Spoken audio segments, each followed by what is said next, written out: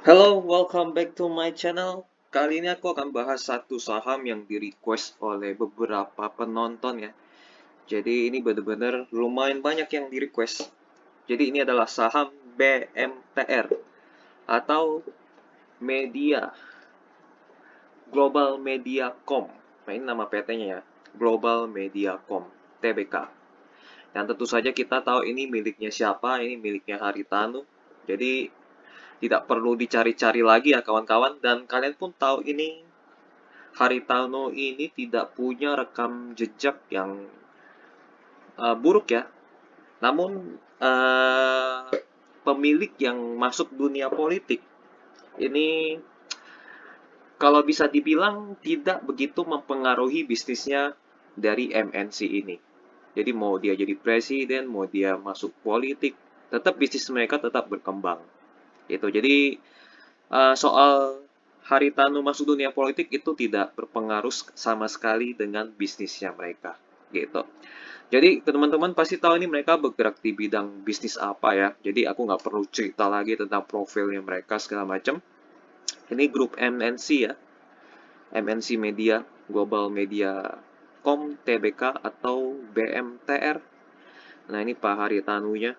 Jadi kalau kalian mau lihat profilnya mereka ya, sejarahnya mereka, segala macam produknya, lain-lain ini kalian bisa lihat di mediacom.co.id. Di sini lumayan banyak loh ya. Ada RCTI, NNC, GTV, iNews, dan lain-lainnya. Kalian lihat sendiri ya di sini di mediacom.co.id di websitenya. Nah, ini historical segala macam. Investor relation kalian bisa lihat laporan keuangan mereka, annual report kita lihat ya. Annual report mereka itu dari tahun 2005 kalian bisa lihat ya di sini. Ini laporan keuangan mereka. Kan bisa lihat dari tahun 2003. Ada di sini nih. Sangat tua ya. Jadi kalian semuanya bisa lihat di sini lengkap di websitenya yaitu mediacom.co.id. Dan ini aku tidak akan menjelaskan secara detail. Jadi biar kalian yang cari tahu sendiri dan kalian yang lihat sendiri. Oke, aku akan langsung ke profil singkatnya mereka di idx.co.id ya. Ini mereka IPO di tahun 95. Jadi udah lama banget, mereka udah lewatin berbagai krisis ya, termasuk COVID. Dan COVID pun mereka tidak terdampak sama sekali gitu ya. Ini BMTR ini mereka masuk kategori perusahaan holding multisektor. Jadi ini akan banyak anak usahanya. Oke, ini udah tahu ini pengendalinya siapa. Ini pengendalinya adalah Haritanu. Jadi kalau kalian mau cari tahu kasusnya, tinggal gampang aja ketik di Google spasi kasus atau skandal, nanti ketemu di Google. Tapi untuk sementara ini Haritanu masih bersih dari apa ya namanya hukum lah ya. Kalau nggak salah ya. Tapi kalau untuk lebih detail kalian cari tahu aja di Google. Oke, ini anak-anak usahanya ya. Ini anak usahanya di bawah, kalian ngecek sendiri. Terus ini pemegang sahamnya. Ini ada paling besar ini MNC Asia Holding 45%, dan inilah orang-orang ini ada salah satu tokoh terkenal di dunia investasi saham. Jadi aku nggak perlu jelaskan lagi. Sementara itu masyarakat 47%. Oke, jadi ini MNC membagi sahamnya kepada Lo Keng Hong ya. Jadi nggak di apa namanya Lo Keng Hong ini bukan beli dari pabrik, tapi Lo Keng Hong ini beli langsung dari MNC-nya. Kabarnya sih begitu, kabarnya ya. Jadi Lo Keng Hong bukan dari pabrik lah istilahnya. Jadi MNC ini membagi ke Lo Keng Hong. Jadi MNC ini tetap menjadi pengendali, sementara masyarakat nggak bisa. Gitu. Untuk menjaga Haritanu sebagai pengendali, maka MNC tetap memegang porsi terbesar. Oke, tapi bisa ini gak ya? Oh nggak bisa sih, tetap Haritano jadi pengendali sih ini. Karena Long Keng Hong akan satu suara dengan MNC. Mereka bekerja sama. Kalau mereka bekerja sama ya berarti tetap masyarakat nggak bisa mengotak-ngatik keputusan dari Haritano. Jadi aman lah ini. Secara komposisi pemegang saham aman. Nanti kalau misalnya Long Keng Hong mau lepas, Long Keng Hong akan lepas ke MNC. Kemungkinan ya, tapi nggak tahu juga. Kemungkinan Long Keng Hong akan hold dalam jangka waktu yang cukup lama. Kemungkinan ya, kemungkinan. Oke, komposisi pemegang saham udah oke. Kita masuk ke bagian laporan keuangan ya. Ini laporan keuangan mereka paling baru. Ada yang paling baru gak ya? Kita lihat dulu ya, apakah ada yang paling baru laporan keuangannya. 2022 tahunan PMTR. Kita cek dulu, oh nggak ada ya. Tetap yang kuartal 3 yang paling baru. Nah, ini kuartal 3 2022. Kita lihat bagian aset lancarnya. Ini uang cashnya cukup banyak ya. Ada 900 di pihak berelasi, pihak ketiga ada juga. Jadi total 1,4 triliun. Semua angka di sini dikali 1 juta. Jadi ini 900 miliar, 500 miliar. Jadi di total-total 1,4 T. Aset keuangan lancar lainnya itu nggak tahu ini apaan. Kita lihat dulu nomor 5. Nomor 5. Nah, ini dia nomor 5. Aset keuangan lainnya itu adalah efek yang diperdagangkan. Nah, ini efek yang diperdagangkan. Ini nggak tahu ya apa ya efek yang diperdagangkan ya. Bisa saham, bisa obligasi. Nggak tahu sih ini efek apa. Kemungkinan saham ini. Unit link ada 26 miliar, reksadana kecil hanya 1 M. Jadi yang paling banyak ini saham ya, 151 miliar. Itu mereka mau jual kapanpun bisa. Jadi makanya mereka masuk ke aset lancar. Karena ini sifatnya gampang dijual, akhirnya ini total-total mungkin sekitar 1,7 ya, 1,7 triliun uang cash yang siap. Lalu ini ada piutang, ini juga bisa ditagih nih piutang 3,3 T, jadi 1,7 ditambah 3,3 berarti mereka ada 5 T yang siap jadi uang cash. Uang muka nggak dihitung, persediaan ini bisa jadi uang cash juga. Ini persediaan dalam bentuk film ya kemungkinan ya. Kita lihat nomor 8. Persediaan itu dalam bentuk apa? Konten ya kemungkinan ya kalau itu ya. Oh, ini dia persediaan lokal dan impor ya. Berarti konten ini. Persediaan lokal kemungkinan ini konten. Ini program, non program ada, bersih ada. Ya, manajemen program ya, program. Berarti konten lebih tepatnya. Jadi ini ada bilang salinan film. Jadi ini konten 5 triliun. Jadi kalau mereka mau likuidasi menjadi cash bisa juga itu. Berarti itu sekitar 5 T ya. Ya berarti ini bisa nih semua bisa jadi konten. Tapi kenapa di sini 3,9? Mungkin ada yang penyusutan ya. Coba kita lihat ya nomor 8 lagi. Nomor 8 kemungkinan ada penyusutan.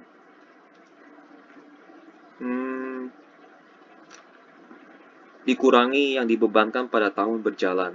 Jadi bersihnya dapatnya segini. Oke, benar. Ada semacam penyusutan gitu. Jadi ini non program segini, ini bersih segini. Ya udah ini bisa langsung ini jadi uang kalau mereka langsung tayangin kontennya.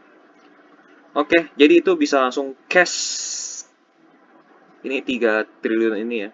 3 triliun ini bisa langsung jadi cash. Jadi kan 5 triliun ditambah 3 jadi 8,9 triliun. Jadi bisa jadi cash secara langsung dalam 1 tahun. Kita bandingkan ya, 8 triliun itu harus lebih besar daripada utang jangka pendek mereka. Nah ini utang jangka pendek mereka total 5 triliun. Jadi ini utang 5 triliun ini masih bisa ditutupi. Jangka pendek maksudnya apa? Artinya utang yang harus dibayar di bawah 1 tahun. Nah, untuk membayar utang 1 tahun ini membutuhkan aset lancar yang cepat dilikuidasi menjadi cash asetnya. Nah, ini kan ada 8 triliun ya. Ada gabungan uang cash, ada piutang, dan juga persediaan yang siap dijadikan uang cash. Jadi total-total sekitar 8 triliun bisa menutupi utang jangka pendek mereka. Berarti aman gitu. Ini porsi terbesarnya utang jangka pendek ada di utang bank ya, utang bank. Pinjaman jangka panjang yang jatuh tempo sebentar lagi, utang obligasi. Tapi semuanya bisa dibayar dengan aset lancar mereka nih. Ada piutang, ada yang siap dijual kontennya gitu kan. Uang cash juga ada. Jadi utang jangka pendek mereka aman dari resiko gagal bayar. Kita bandingkan modal utang mereka dengan modal investor ya atau ekuitas. Coba ya, ini modal utang mereka sekitar 8,9 T. Ini gabungan dari jangka pendek dan jangka panjang ya. Jangka panjang mereka terbesar pinjaman jangka panjang. Ini kemungkinan bank ya. Coba kita lihat ya. Nomor 22 itu apa? Nomor 22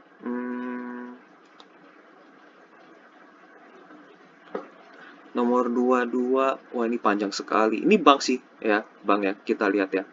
Tadi kita lihat bawah-bawahnya kebanyakan bank kan ya. Pinjaman jangka panjang kebanyakan bank. China Development Bank, ini bank Belanda, ini bank yang pada semuanya bank. Berarti benar ini pinjaman bank 2 triliun tersebut. Tapi by the way, itu bisa ditutupi dengan bisnis mereka yang cukup sehat.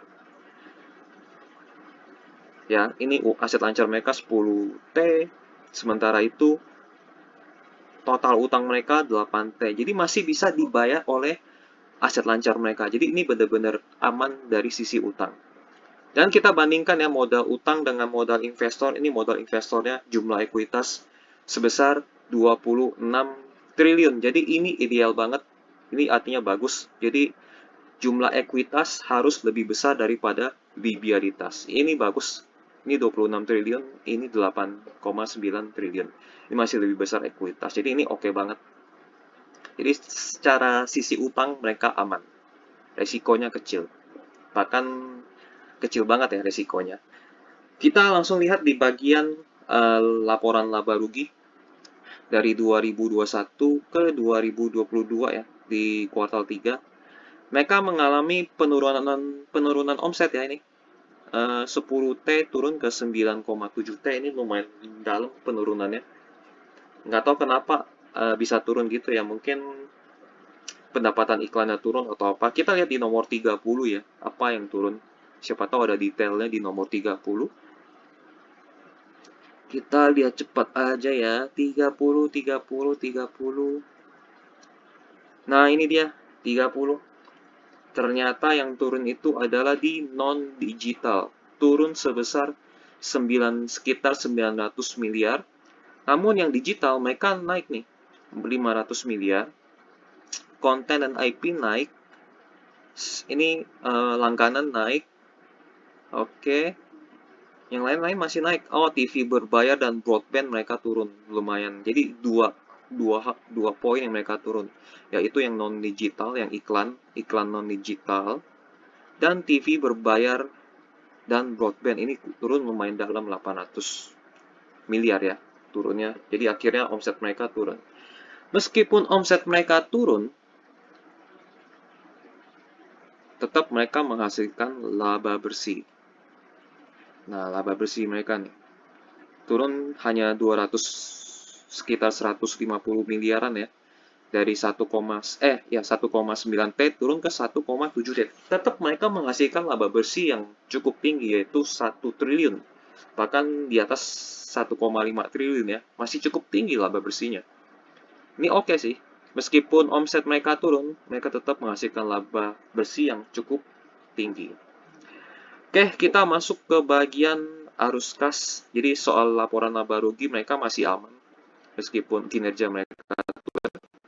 Nah, ini yang paling menarik di bagian arus cash dari tahun 2021 ke 2022 masuk uang cashnya itu tebel banget, yaitu di 2021 mereka masuk 3,4 triliun, di 2022 mereka masuk 3 triliun. Ini tebel banget nih uang masuk, uang cash. Ini aku suka uang cash yang masuk tebel. Yang lain-lainnya tidak usah ya, tetap arus cashnya tetap positif di sini, meningkat.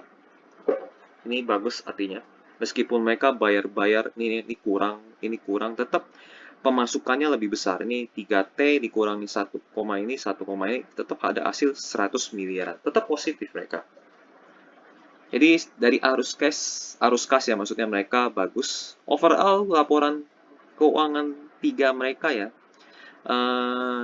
meskipun omset mereka turun, tapi tetap mereka memiliki kinerja keuangan yang cukup sehat. dan uang cash yang masuk tebel gitu. Ini yang aku suka. Meskipun turun nggak apa-apa, yang tetap yang masuk 3 triliun ke atas. Oke, kita masuk ke bagian kinerja tahunan mereka ya. Jadi ini aku ambil dari websitenya mereka. Kinerja dari 2004 sampai 2022 kuartal 3. Ini kita perhatikan ya. Ini kita beli saham sama dengan beli ekuitas. Jadi ciri-ciri perusahaan yang bagus yaitu ekuitasnya bertumbuh setiap tahun. Nah, kita lihat ya, apakah ekuitasnya bertumbuh setiap tahun? Jadi nama lain dari saham, ya buat teman-teman yang nggak tahu, nama lain dari saham adalah ekuitas. Jadi kalau misalnya asuransi atau orang keuangan biasa sebut pasar saham itu adalah pasar ekuitas. Jadi kalau mau beli saham ya sebenarnya kalian beli ekuitasnya gitu. Kita lihat apakah bertumbuh ya dari 2004 sampai 2022 kuartal 3. 27, 28, 34, 7, 7, 7. Ini naik ya, naik 9, 10, 14. Nah, di sini dia turun. Turun 1 tahun, naik lagi, turun lagi, turun, naik, naik, naik, naik, naik, naik. Jadi, secara overall, ekuitas mereka naik. Sempat turun nggak? Sempat turun, tapi turunnya sedikit. Ini turun lumayan agak banyak, naik lagi, dan ini mencetak rekor. Ya, berarti artinya ekuitas mereka secara overall mereka tumbuh. Kita lihat dari sisi omset. Omset bertumbuh ya, 2, 3, 4, 5, 5. Ini turunnya di sini. Naik lagi 6, 7, 8, 10. Di sini mereka betah banget di 10. Mungkin mengalami stagnan ya. Lalu mungkin mereka ada dobrakan konten baru, mungkin akhirnya naik lagi 11, 12, 12, 13. Dari sini mereka mulai turun. Overall ya dari 2004 sampai 2022 mereka sebenarnya bertumbuh gitu. Terus laba bersih mereka naik turun ya. Kadang 100 miliar, kadang 1,4 T, kadang turun lagi, naik lagi ke 1 T, turun lagi, naik lagi, turun lagi. Arus kas yang menarik adalah uang cash yang masuk itu cukup tebal. Lihat ya. 2 sampai 3 sampai 4 triliun. Jadi overall dari 2004 sampai 2022 uang mereka banyak.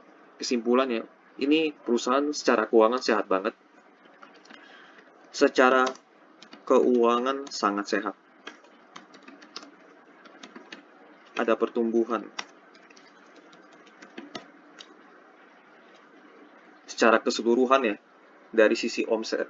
Dari sisi omset, laba bersih, arus cash, dan ekuitas.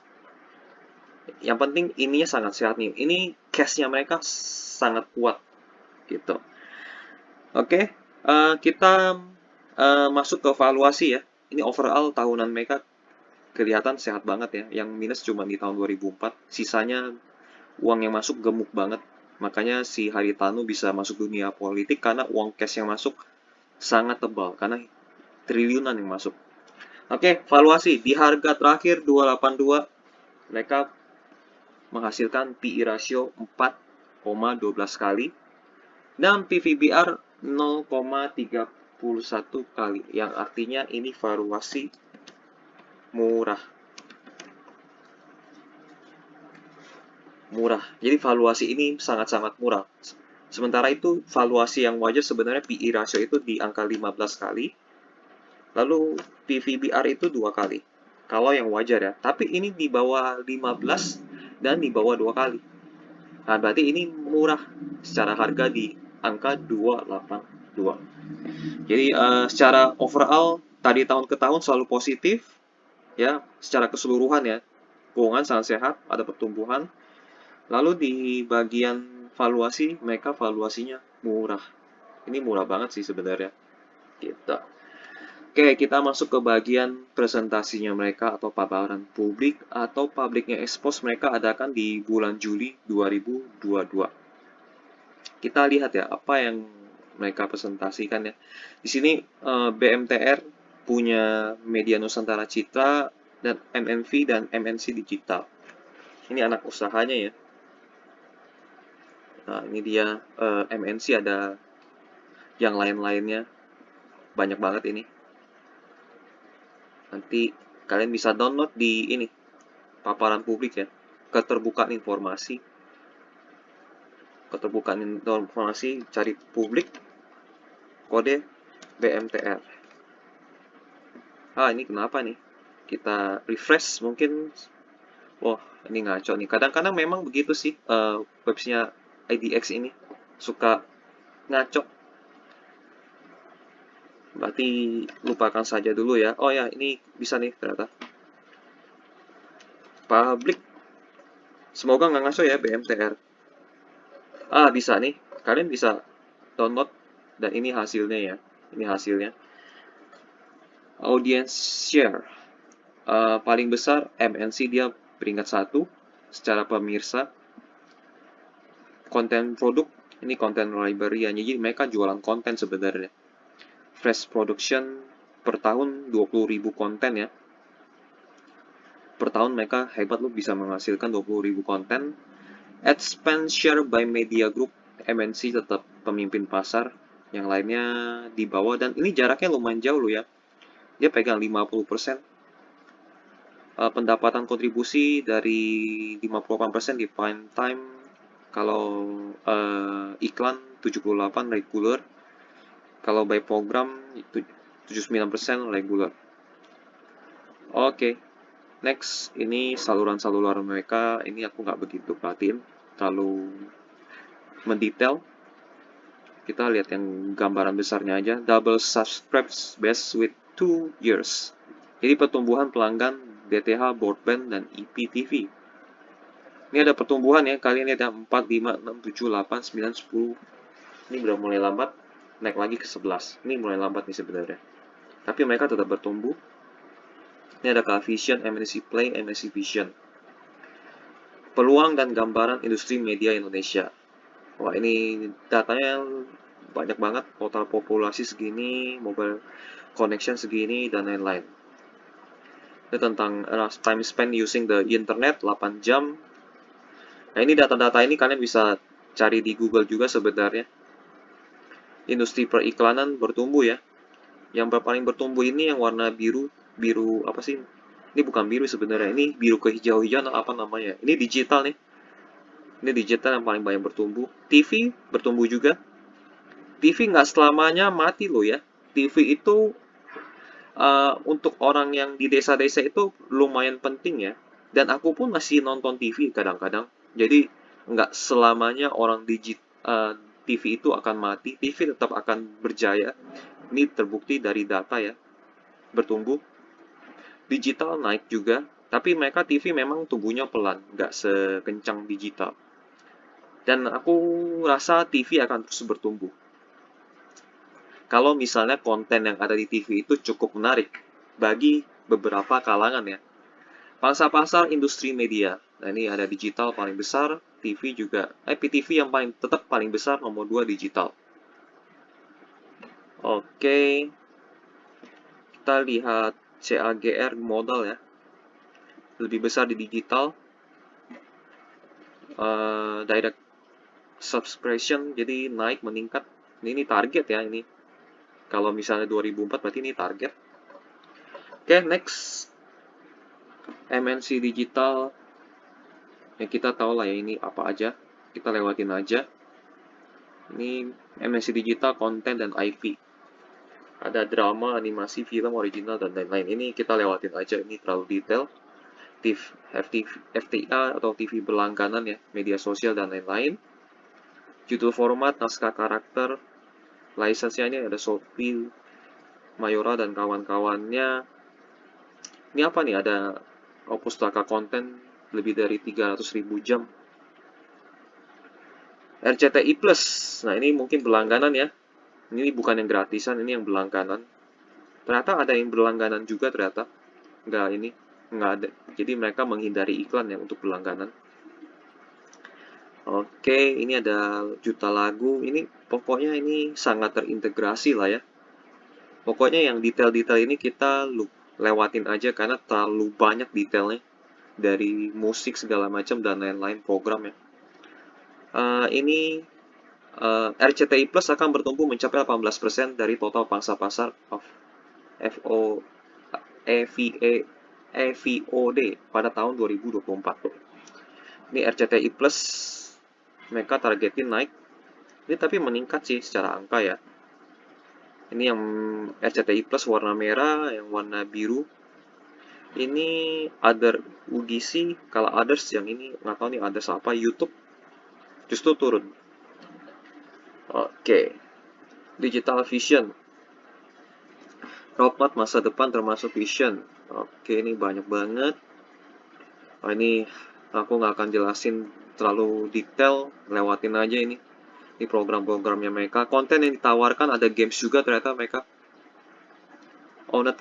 Jadi mereka mempunyai 74 casual games dan games penerbit lainnya, bagian dari konten Vision Plus, untuk meningkatkan stickiness pada pengguna. Jadi mereka biar tetap nempel sama Vision Plus, mereka kasih game. Oke, taktik yang lumayan. Kelaklik, platform digital Kelaklik. Ini apa ya? Akan diintegrasikan pada Vision Plus. Oke, ini ada audio play, story, circle, comics, dan lain-lain ya.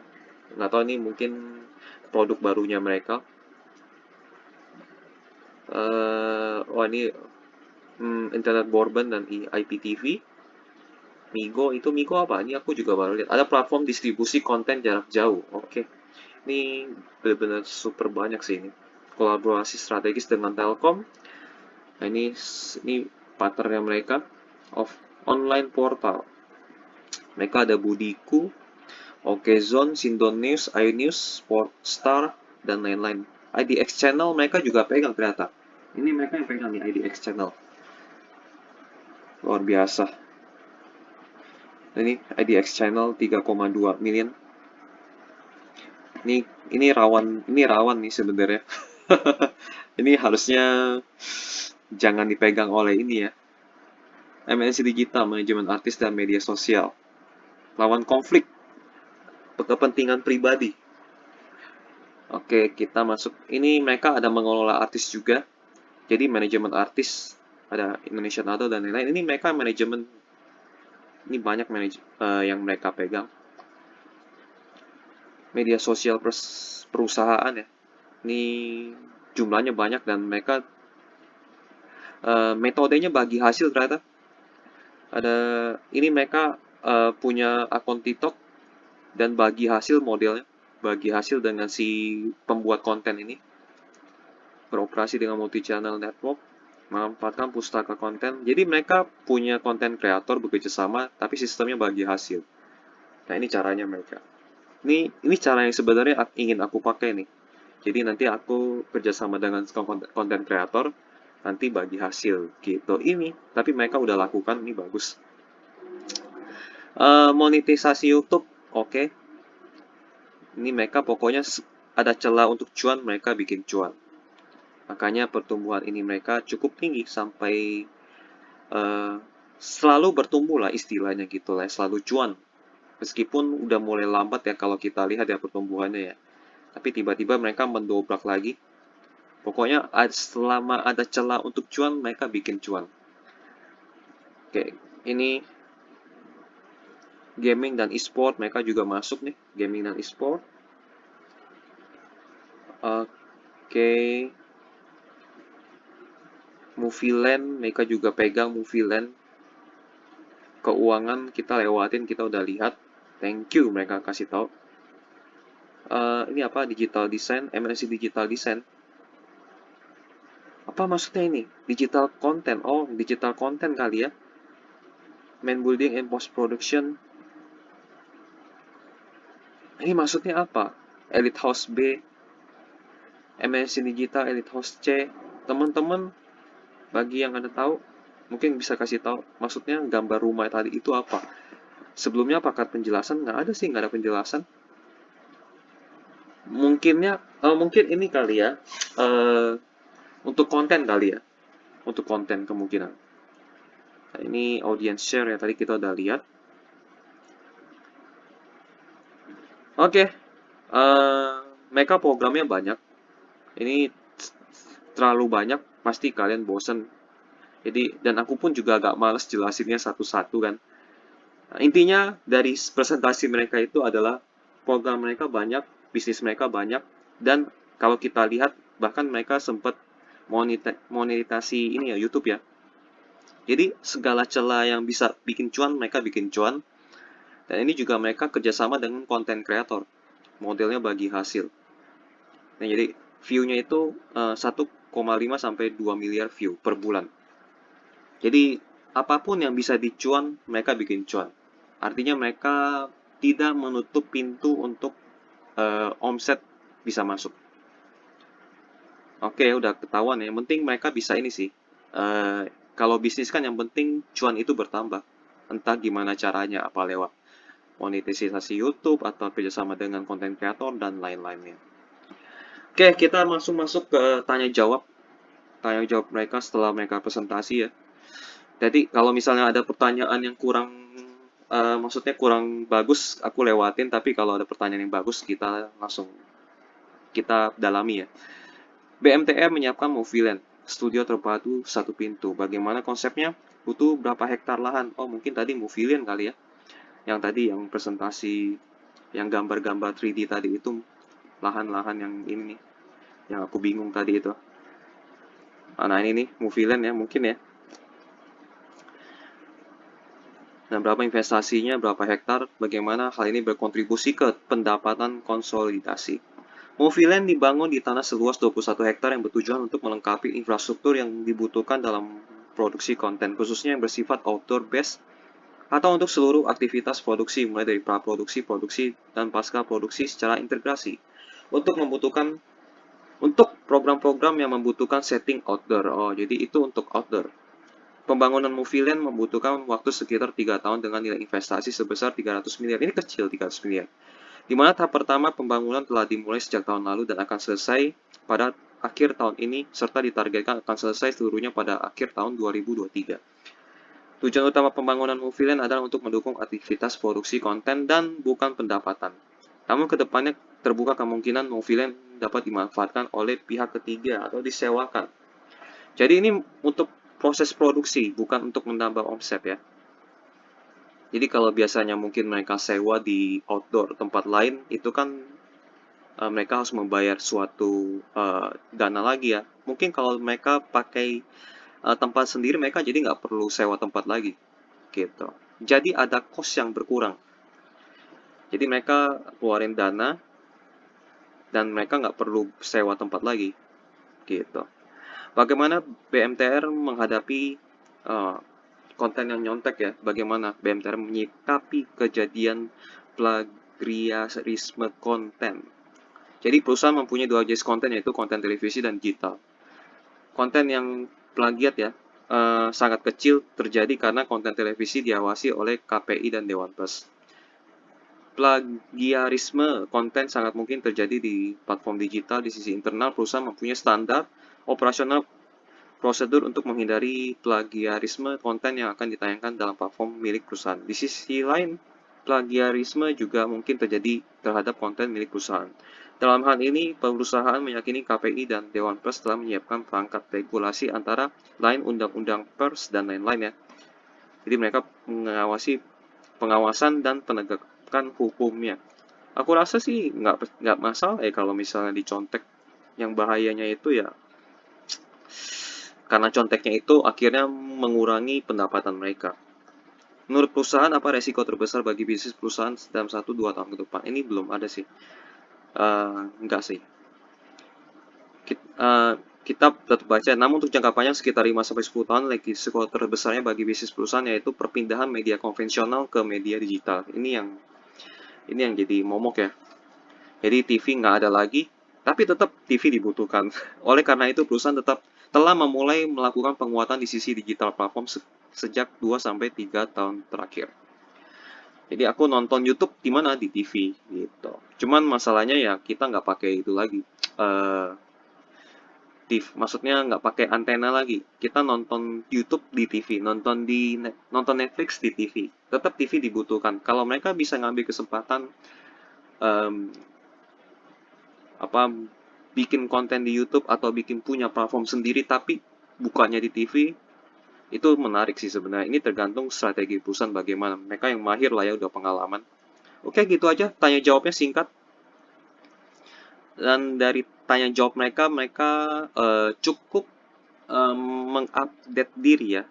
Dari pertanyaan pertama tentang Movieland, mereka bikin setting outdoor. Yang kita lihat nih, setting outdoor yang mereka. Jadi mereka nggak perlu sewa tempat lagi. Mereka punya sendiri. Dan pengeluaran berkurang. Ini mereka artinya punya eh, karakter ingin berkembang dan mengurangi cost ya, lebih tepatnya. Dan mereka tipikal yang selalu berinovasi ya. Banyak sekali produk yang mereka buat ini kan sebenarnya bentuk-bentuk dari inovasi. Jadi mereka perusahaan yang tidak akan mati sih kalau aku pikir ya.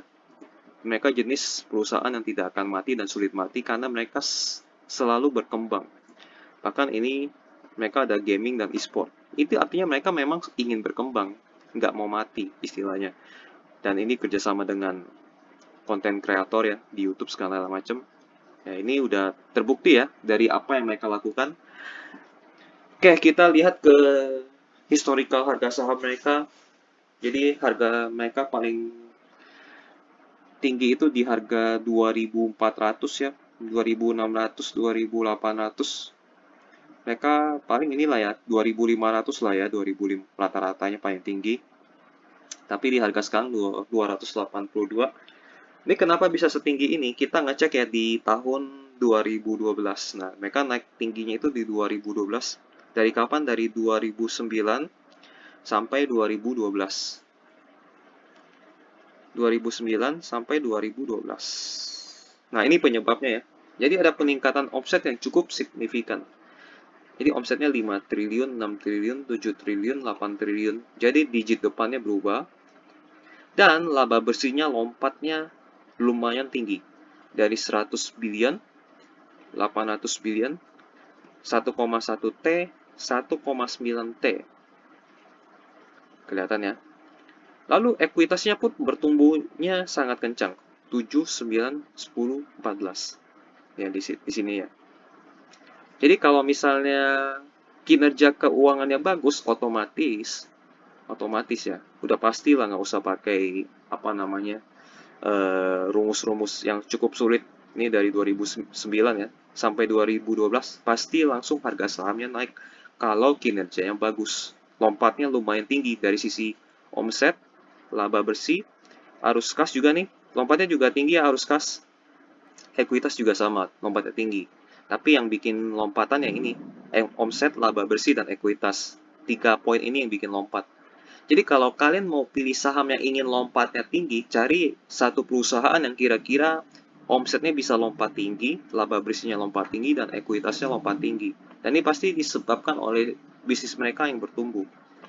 Gitu. Tapi udah mulai masuk ke 2013 sampai 17 lah ya, udah mulai stagnan. Dan barulah harga saham mereka rontok. Jadi ketika mereka berhasil bertumbuh dan tidak terjadi apa-apa, harga saham mereka rontok. Jadi harga saham itu akan mengikuti kinerja dari 3 poin ini, omset, laba bersih, dan ekuitas. Nah, terakhir ada kabar Lo Keng Hong masuk ya, membuat pasar sempat bukan histeris lebih tepatnya menarik ya. Jadi BMTR ini menarik nih. Tiba-tiba langsung lompat ke harga 400. Mungkin karena Lo Keng Hong itu masuk di tahun berapa ya? Mungkin teman-teman yang penggemarnya Long Keng Hong atau pecinta Long Keng Hong bisa kasih tahu di kolom komentar dia masuk di tahun berapa. Ini sih di tahun 2022 bulan Juli. Ya mungkin ini karena Long Keng Hong ya. Aku nggak tahu dia masuknya di bulan apa. Nah ini dia beli karena memang valuasinya murah. Dan mungkin Long Keng Hong pasti periksa ini. Kinerja tahunan mereka positif banget. Dan uang cash yang masuk, kenapa aku mulai ngerti kenapa dia masuk BMTR. Ini uang cash yang masuk tebelnya amit-amit. Ini tebel banget. 3-4 triliun yang masuk. Dan valuasinya murah. Ya aku kalau jadi dia aku juga masuk. Cuma masalahnya kan uang aku dikit, jadi aku nggak masuk. Aku lebih pilih saham yang lebih enak ada dividennya. Kalau dia diam 10 tahun kan nggak masalah. Tapi kalau aku diam 10 tahun itu aku gatel gitu kan. Jadi pertama memang uang cash yang masuk itu banyak banyak banget. Aku yakin ini karena ini sih. Uang cash yang masuk banyak banget dan valuasinya murah. Dua faktor ini. Dan bisnisnya selalu bertumbuh. Sehat lah istilahnya ya. Sehat dan ini kita lihat mereka segala celah dijadiin cuan dan makanya Long Keng Hong suka gitu. Jadi banyak faktor segala celah mereka jadiin cuan, uang cash yang masuk tebal dan valuasinya murah. Itu penyebab dia masuk. Nah, di sini ya. Maksimal. Mereka pernah di harga 2000. Kalau bisa nggak mereka balik ke 2000 lagi? Agak sulit ya. Mungkin kalau PVB-nya jadi satu itu lebih masuk akal. PVB-nya jadi satu berarti mungkin mereka harus kali tiga ya. Kali tiga, anggap aja kali tiga ya. Kalau kali tiga berarti 282 dikali tiga mungkin harganya sekitar 800 atau sampai 900. 800 sampai 900 baru PVB-nya itu satu kali. Ya, ini lebih mungkin dibanding kalau BMTR itu ke harga 2000. Ini lebih masuk akal kalau PVB-nya satu kali. Untuk PVB-nya satu kali, di 2023, kuartal 1, ini mereka harus lompatnya tinggi. Misalnya, kuartal satunya lebih, laba bersihnya lompat 50%, terus omsetnya terbang 10% atau 20%. Ini bisa tercapai. Jadi ini tergantung di kuartal 1 2023. Bisa lompat, omsetnya bisa lompat 20% atau enggak. Tapi kalau stagnan, ya itu kemungkinan sideways. Gitu. Ini tergantung, jadi semuanya tergantung di kuartal 1 2023. Apakah kinerja omsetnya stagnan atau lompat tinggi? Kita lihat, tunggu aja nanti ya. Oke, sejarah harga udah. Dividen mereka kadang-kadang bagi, kadang-kadang enggak. Nih kita lihat nih 2018 bagi, cuman yieldnya cuma kecil ya, 0, sekian persen. Jadi daripada mereka bagi dividen, lebih baik nggak usah lah. Geli-geli soalnya 0 sekian persen, 1 sekian persen. Ya nggak usah aja lah. Jadi uang cash mereka juga banyak dan mereka bisa berkembang.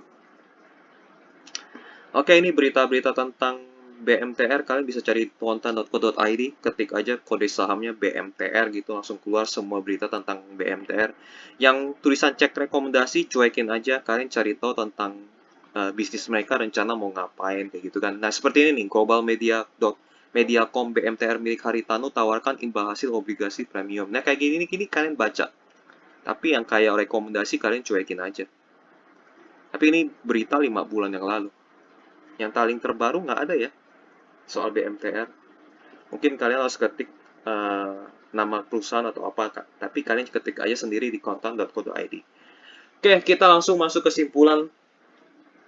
Prospek tentu saja cerah ya, masih cerah. Prospek masih cerah karena orang butuh hiburan.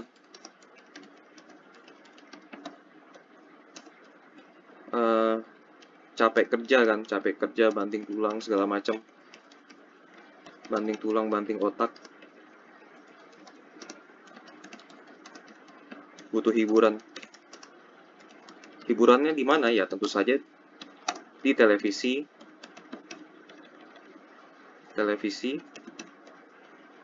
dan konten digital.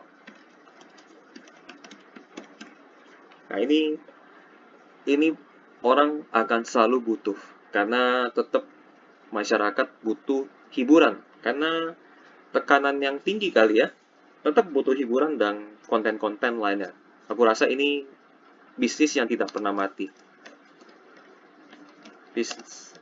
Bisnis yang tidak pernah mati sampai kapanpun.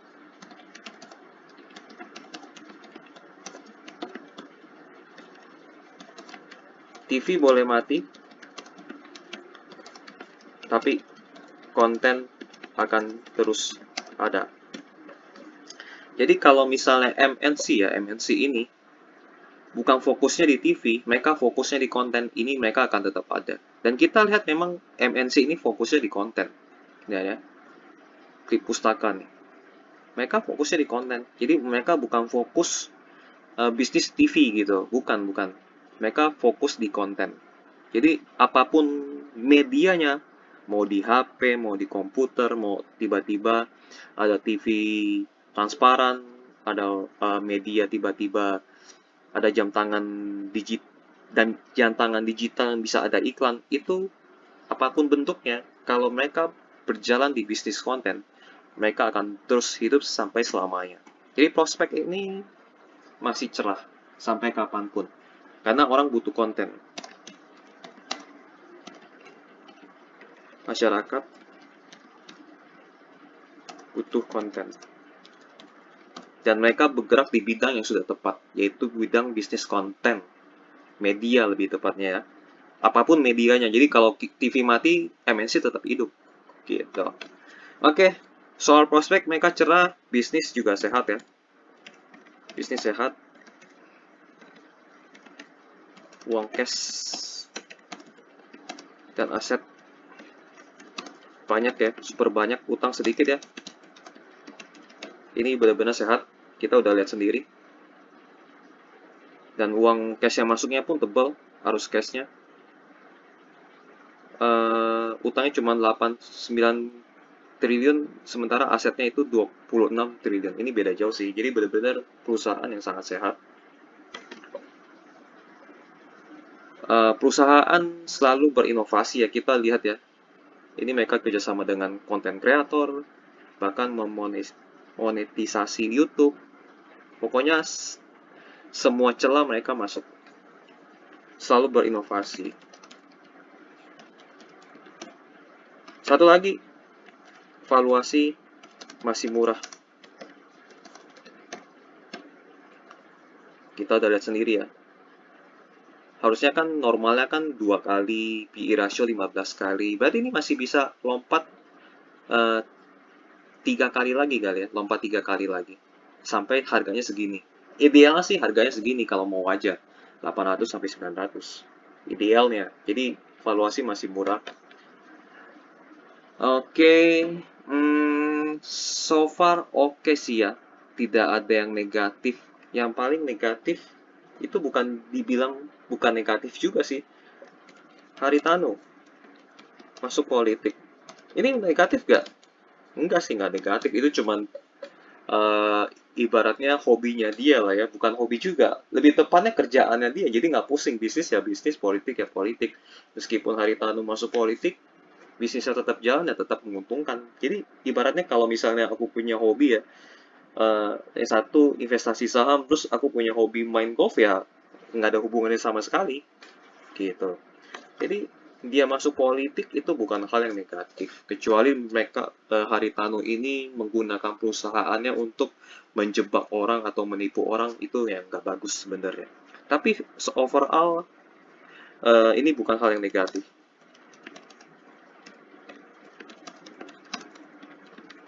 Belum ada berita-berita yang negatif tentang beliau ya, belum ada ya sampai saat ini. Kalau kalian ketemu boleh tulis di kolom komentar, cari di Google ya.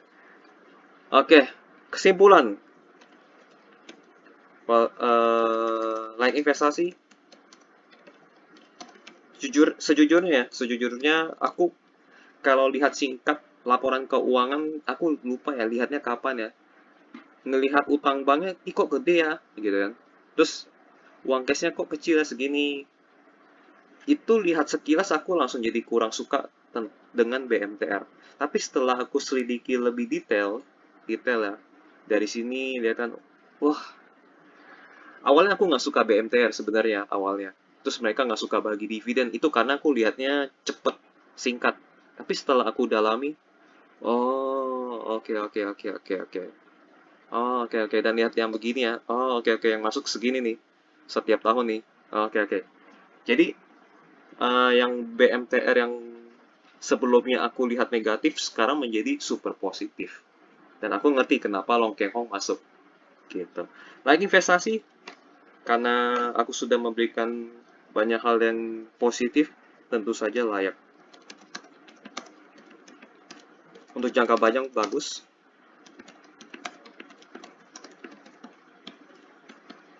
Ini jangka panjang yang benar-benar panjang ya.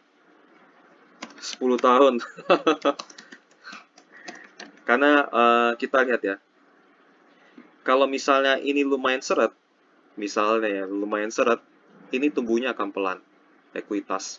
Paling akan balik modal mungkin kita 10 tahun kemudian gitu kan. Dan ini bisa naik. Tapi kalau ini naiknya deres, nggak butuh waktu lama sih, ini cepat. Kalau ini naiknya deres. Dalam arti laba bersihnya lompatnya tinggi, omsetnya juga lompatnya tinggi. Jadi catatannya di sini nih, mau dia balik modalnya dalam beberapa tahun atau mungkin dalam jangka waktu yang cukup lama, itu tergantung lompatan omset dan laba bersihnya mereka. Semakin ininya seret, harga sahamnya semakin seret naiknya. Tapi kalau misalnya lompatnya tinggi, harga saham lompatnya juga tinggi. Jadi itu balik lagi, seberapa kenceng omset dan laba bersih mereka bertumbuh. Oke ya, jadi untuk jangka panjang oke, aku setuju Long Keng di sisi lain karena valuasinya juga masih rendah banget. Jadi kenapa Long Keng masuk? Karena kan Long Keng kan sukanya jangka panjang ya. Jadi ini jangka panjang bagus lah ya. Jangka panjang versi kalian sama versi aku, kalau aku sepanjang 10 tahun loh gitu kan. Ini oke sih.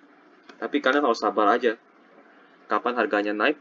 Nggak tahu, tunggu mungkin yang seperti yang aku bilang ya. Q1 2023 harus lompat lumayan tinggi omset dan laba bersihnya. Baru capital gain-nya bisa tercapai. Kalau untuk jangka pendek, kalau untuk jangka pendek harus memperhatikan ini. Memperhatikan kuartal 1 2023. Kalau kalian mau yang jangka pendek itu di bawah 1 tahun ya.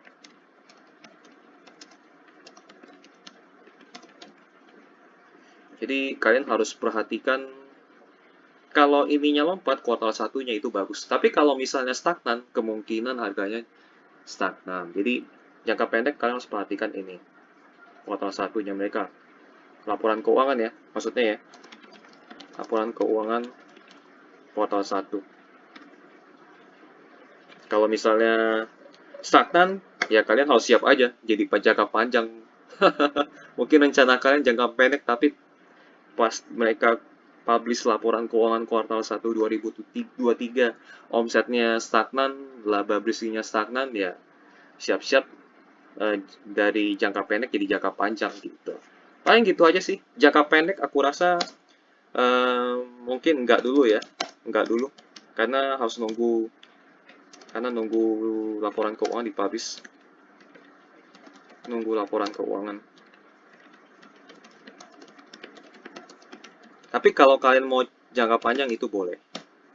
Ya, karena si Dr. Andes Long Keng Hong sudah masuk, ya ini boleh jangka panjang bagus. Karena ini nih, bagusnya karena ini. Per tahunnya duit uang cash yang masuk 3-4 triliun. Kalau bisnis mereka bertumbuh, ini bisa naik lagi uang cashnya. Ini karena ini aja sih. Ini cukup tebal. Makanya jangka panjang oke. Kalau jangka pendek, lihat kuartal 1 2023. Ya paling gitu aja. Kalau berarti akhirnya, kalau aku sih nggak dulu. Kalau jangka pendek ya. Tapi kalau kalian mau jangka panjang, boleh. Gitu. Oke, sekian analisa tentang BMTR. Nggak sejelek yang aku pikir di awal-awal karena lihatnya terlalu singkat. Ternyata kalau didalami, ini perusahaan bagus untuk jangka panjang. Gitu. Oke, sekian untuk BMTR. Kalau misalnya ada informasi yang kurang atau ada yang salah, kalian tulis aja di kolom komentar. Kalian mau tambahin informasi atau kalian koreksi juga boleh, bebas. Dan kalau mau ada request saham yang lain, kalian boleh tulis di kolom komentar ya. Sampai jumpa di video berikutnya. Bye-bye.